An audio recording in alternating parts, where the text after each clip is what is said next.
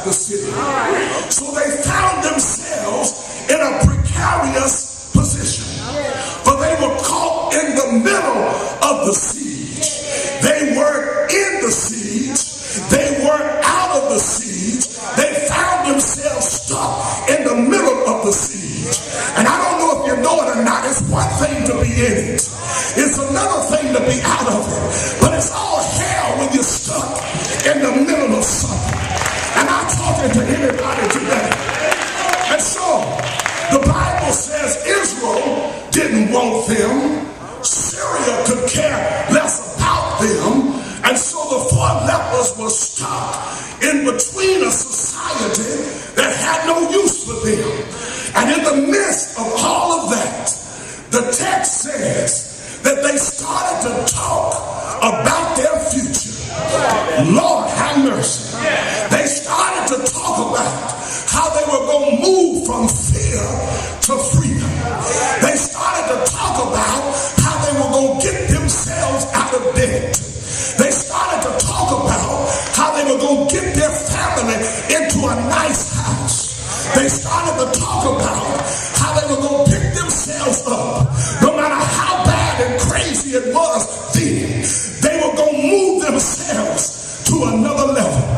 I'm telling you, I love these four lepers because they had the audacity to say, you can't define me.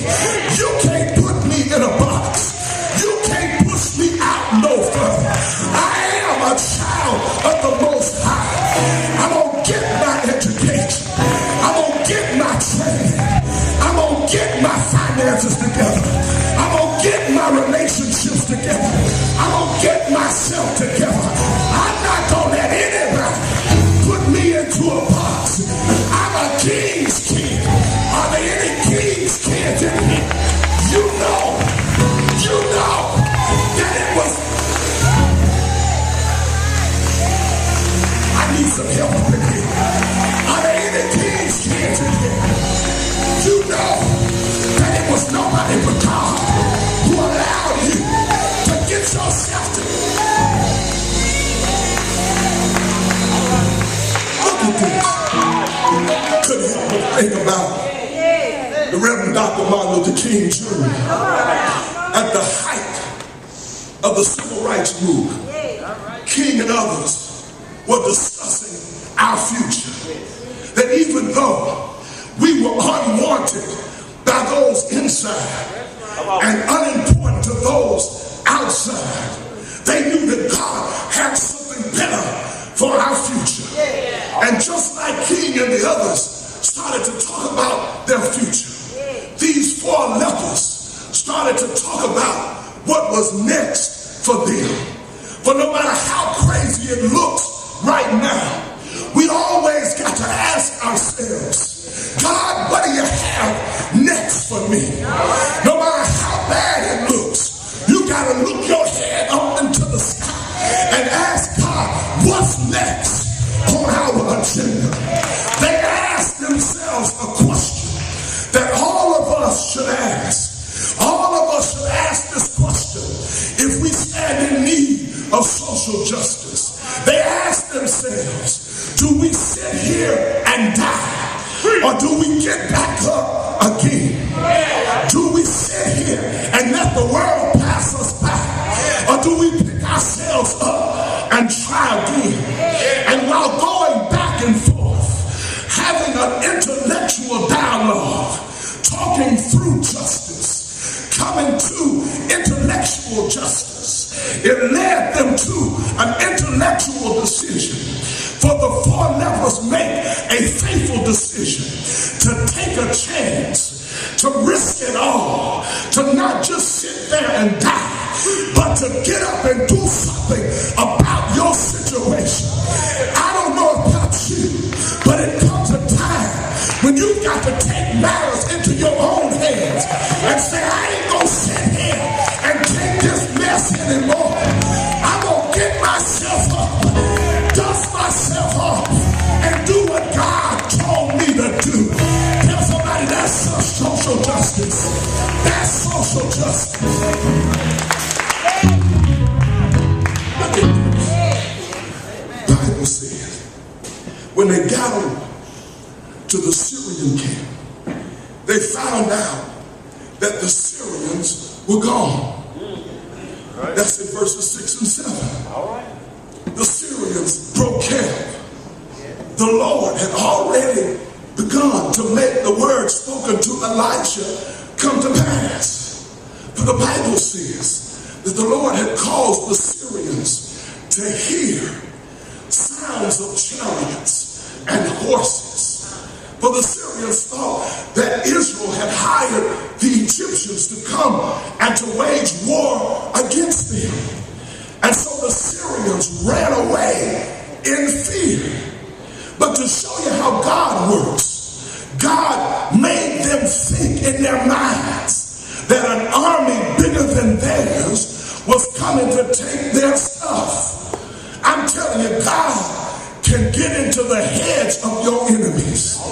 And God can make your enemies leave you alone. I wish I had a witness right there. Some of you have been on some jobs and the enemy was messing with you. Am I on anybody's street? Some of you have been into some mess and the enemy was trying to take you out. But did not the Lord get into the heads of your enemies and make them flee north, south, east, and west? I can't get no help in here. I've come to tell somebody, the devil can stir up all the mess he wants to. The devil can mess with your family. The devil can mess with your job. The devil can mess with your finances. The devil can mess with your body.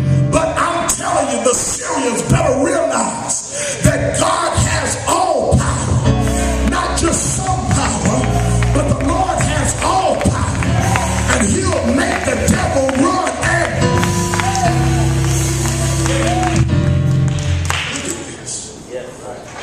Social justice made the Syrians run away. They ran so fast that they left all of their provisions. Ran so fast they left their tents, left houses, left their horses, left some BMWs and some Lexuses and some Mercedes.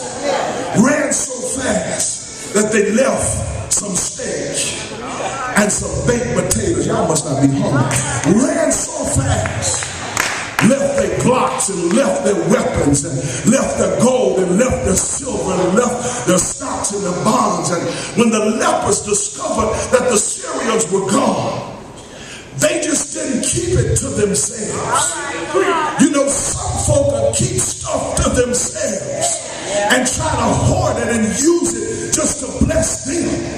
But when you've been through so much hell, when you've been through so much craziness, when you've been through so much dysfunction, when the Lord blesses you, you can't help but bless somebody else. Said, I gotta tell somebody how God can work it out.